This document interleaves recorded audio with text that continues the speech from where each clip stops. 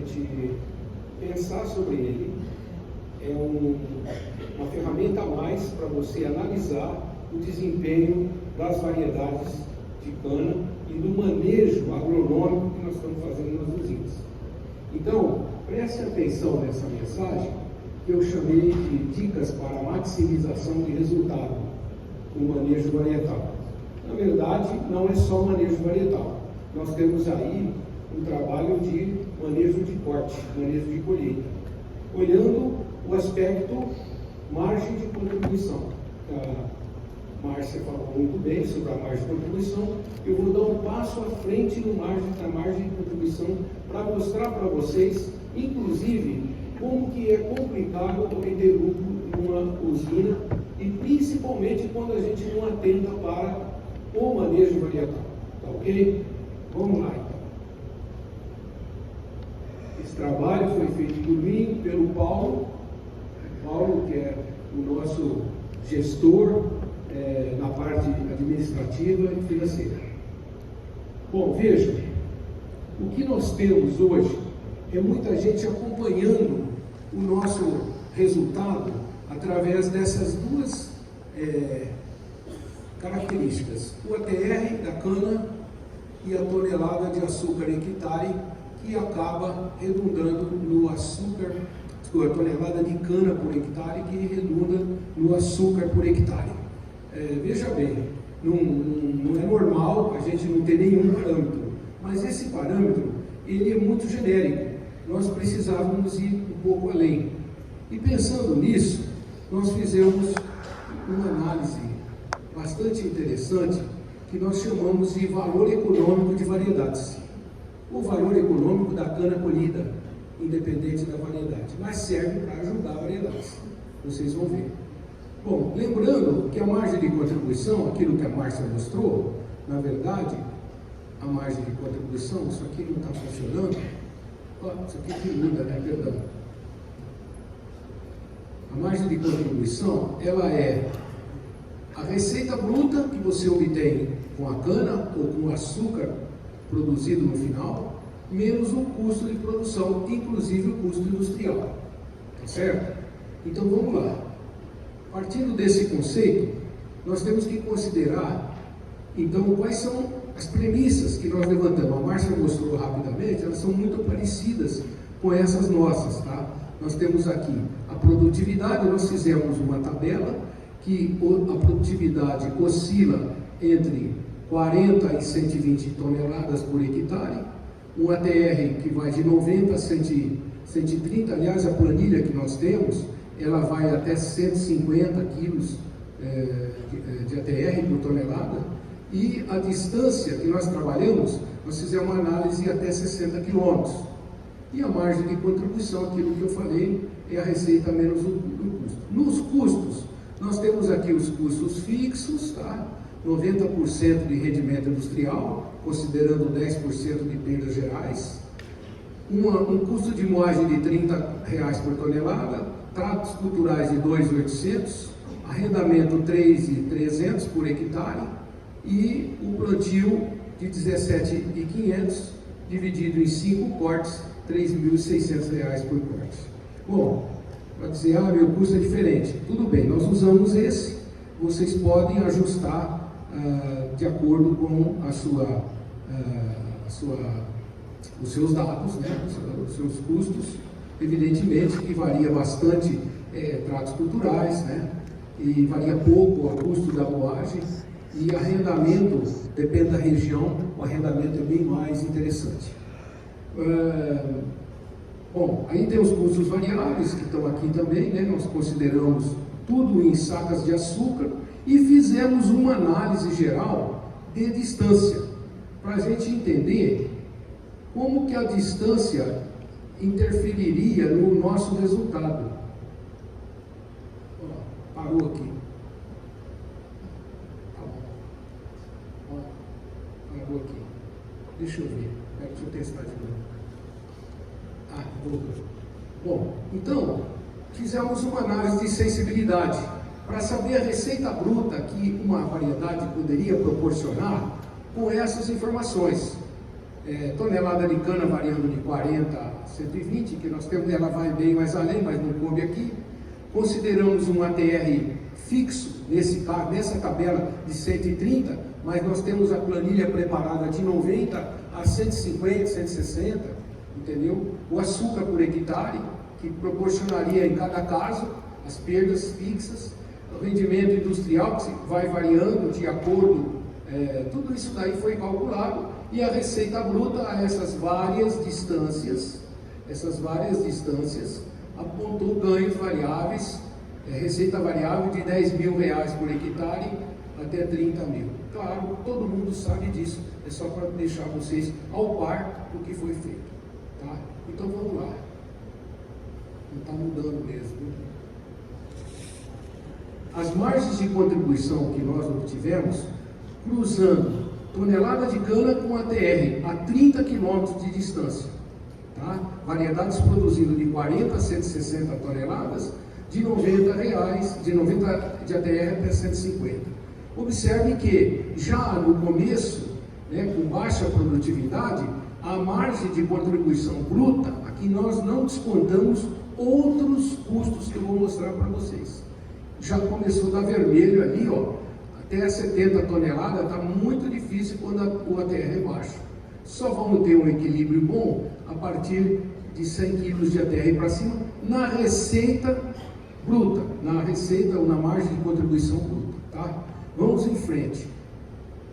O problema aqui mesmo, viu? Muda aí para mim. Pronto. Aqui, mais um toque, por favor. Aqui nós fizemos um levantamento, aperta mais um, isso, obrigado. Todos esses custos adicionais influem na margem de contribuição líquida. Uma usina tem que enfrentar essa parada aqui, gente. Juro bancário, comissão de venda, impostos, taxas, registros, manutenção industrial, administração geral, investimento ambiental, a segurança, investimento em seguros, segurar até tanque de etanol, isso custa muito dinheiro. Atividades de apoio, todas elas, manutenção civil, uniformes, sacaria, máquinas, pessoas, manutenção de estradas, royalties, etc. Alimentação de funcionários, investimento social, como atendimento médico, ambulatorial, comissões de venda, já falei. Bom, estimamos uma usina que não está muito endividada, uma usina que está em uma situação equilibrada, um custo adicional de R$4.000 por hectare. Isso tem que ser, vamos dizer assim, está russo esse negócio aqui, viu? Vamos lá? Vamos lá? Vai mudando para mim. Isso aqui não serve. Então, mas deixando a brincadeira de lado, porque que nós estamos falando é um negócio muito sério. Quando a gente considera os custos adicionais, aqueles custos adicionais, veja como a margem de contribuição líquida ficou vermelha. Se a gente olhar essa tabela aqui, ó, uma usina que tem uma produtividade, vamos dizer assim, de 70, com um ATR médio de 110 no começo da safra, ela está tirando cana, tomando prejuízo. E aí vai, né? Aí vai. E só 10 km de distância. Quando nós fazemos as contas a 30 km de distância, imagina que nós temos isso calculado para várias distâncias, vários ATR e vários TCH. Quando você joga 30 km, essa usina que produz 70, ela só vai obter lucro a partir de 120 kg de ATR. E olha, na raspa, R$54 por hectare. Faz coisa, tira 54. E essa tabela mostra para a gente o seguinte, o óbvio, nós temos que lutar cada vez mais pela produção agrícola, pela produtividade agrícola e pelo ATR. Toda cana tirada com teor de sacarose mais baixo ou produtividade baixa, certamente não é sempre que nós vamos ter margem de contribuição. Querem ver uma coisa? Vamos ver, mudou. Olha, até que ponto, é uma pergunta interessante que nós fazemos e isso pode ser usado no nosso manejo varietal. Até que ponto compensa plantar uma variedade pobre? Eu estava conversando com o Renê, Cadê Renê? Renê, a quantidade de variedades médias tardias, portanto, com menor teor de sacarose, nós sabemos disso, que nós somos melhoristas de nascença, né? É muito grande. Então eu fiz a pergunta: compensa plantar uma variedade mais pobre? Ou nós temos que plantar sempre a mais rica, visando mais sacarose? Então está aqui um exemplo, né? Simulando aqui, ó, nós temos a premissa com 60 e 80 toneladas de cana, 110 e 130 de açúcar, né? Trabalhando numa distância média de 30 quilômetros. Estou apoiando nesse negócio aqui. Vamos lá. Então, o que nós observamos? Veja só esta tabela aqui, que é uma comparação de uma cana que produz 60 ou 70 toneladas, uma média, né? E aqui um ATR de 120 e 130. Aqui nós temos 10 toneladas a mais de açúcar, de cana, e 10 toneladas a mais de açúcar. A pergunta: 10 quilos de açúcar cobre 10 toneladas de cana? É muito mais difícil ganhar 10 quilos de açúcar do que 10 toneladas de cana. Nós sabemos disso. Mas vamos ver. E por que eu fiz essa pergunta? Porque se 10 toneladas de cana representa o que em dinheiro? Representa mais ou menos do que 10 quilos de açúcar? Logicamente dá para fazer N comparações, né? Aí entra a história do Éder, né? Que a inteligência artificial tem que entrar em ação. Então, olha aqui que coisa interessante. Uma cana de 60 toneladas por hectare, se ela tiver a 30 quilômetros, já considerando os custos adicionais, tá? Se ela tiver a 30 quilômetros, produzir um pouco não vai dar lucro de jeito nenhum. E a de 70 vai dar, se ela não produzir no mínimo 130, a margem é muito pouco. E quando você aumenta 20 quilos de açúcar, olha, a cana que produziu pouco, o ATR baixo, continua dando prejuízo, tá certo? Aqui está a mesma coisa daqui, tá? 120 quilos. E com 20 quilos a mais, olha, tem que produzir 10 toneladas a mais de cana para você atingir uma margem de contribuição líquida satisfatória. Ora, isso mostra o que para a gente? Na minha opinião, se a gente olhar bem isso daí, compensa plantar uma variedade que tem mais cana. Aí me lembrei uma vez, não sei se tem alguém da Colorado aí, eu conversei com o Paulo Carvalho, e ele me disse: não, Dibi, nós plantamos variedades produtivas nas melhores terras. Ué, mas e a maturação? A resposta vem na hora. O ganho de produtividade de cana em açúcar por hectare compensa o gasto que eu vou ter, a falta de açúcar.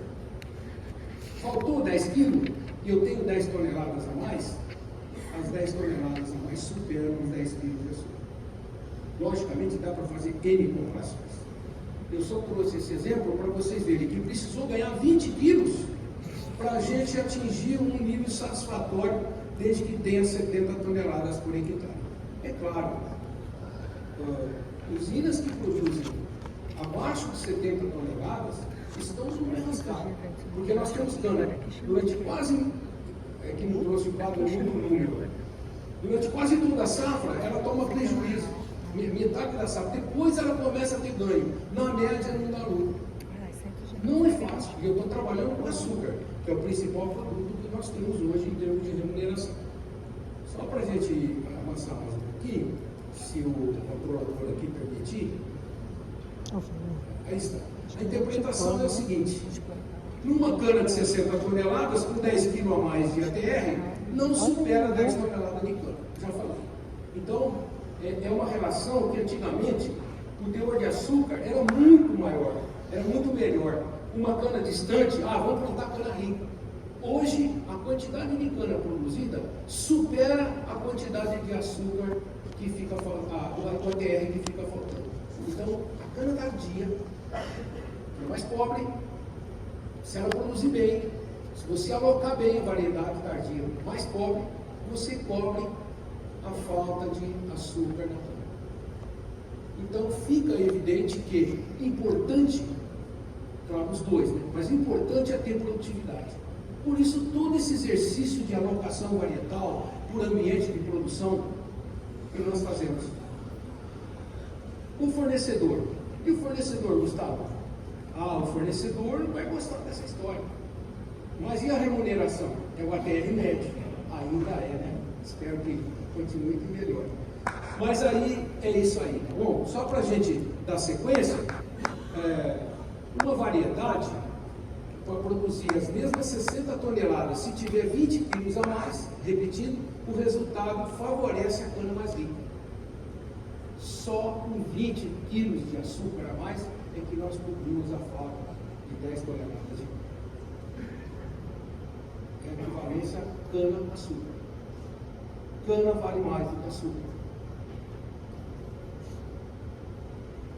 1 tonelada de cana, ela corresponde em dinheiro a 141 quilos de ATR. Aquilo lá eu já falei também. Avançando agora, espero que isso aqui não me deixe na mão. Nada, agora. Nós temos recomendado às pessoas trabalhar com metas dentro de cada fundo agrícola, dentro de cada bloco, como a usina externa, como o Leonardo apresentou aqui. Cadê o Léo? Léo, as metas, certo? Essas metas podem ser estabelecidas por época do ano. Tem que ser estabelecida por época do ano. O Léo passou rápido, mas ele tem isso lá. Por ambiente, por época do ano e por idade de corte. Essas metas são as metas mínimas de se esperar por corte. E cada usina tem que estabelecer isso. Quando você fechar um bloco, você tem que saber, atingir a minha meta? Em TCH, acompanha essa tabela. E a TR? Tem uma outra tabela que eu vou mostrar. E margem de contribuição? Essa é uma outra história. Cada usina tem um tamanho de passivo, cada usina tem um tamanho de receita. E cada usina tem seus custos. Então é preciso estabelecer o seguinte: uma avaliação de variedade só é completa quando você faz uma análise completa de margem de contribuição.